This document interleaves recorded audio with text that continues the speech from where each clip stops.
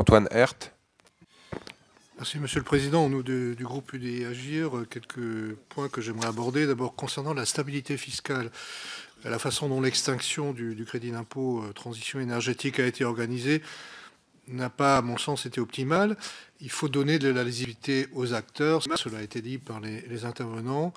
Que faut-il dès lors penser de l'idée du bonus-malus qui n'est pas dans le plan de bâtiment durable, mais qui a été lancé à la volée par le ministre de l'écologie.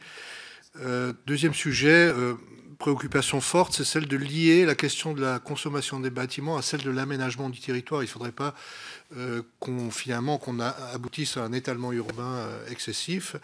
Quel est, selon vous, l'équilibre, le juste équilibre entre rénovation de l'existant, construction neuve, sans oublier évidemment le sujet très important de la mobilité, de l'accès au transport collectif. Donc c'est une équation relativement complexe. Est-ce qu'elle peut se poser au niveau central, ici dans nos débats, ou est-ce qu'il faut plutôt le voir au niveau du terrain, des acteurs locaux qui ont la maîtrise de l'aménagement? Autre question, quelle est l'avenir du diagnostic de performance énergétique? Il est prévu de le rendre opposable, mais avant, il faut le fiabiliser. Comment et avec quelle méthode? Enfin, pour ce qui concerne le groupe UDI Agir, nous sommes des Européens convaincus. Je pense que la France a tout à gagner à ce que les objectifs soient partagés le plus largement entre l'ensemble des partenaires européens. À l'heure où je parle, le trilogue se poursuit à Bruxelles.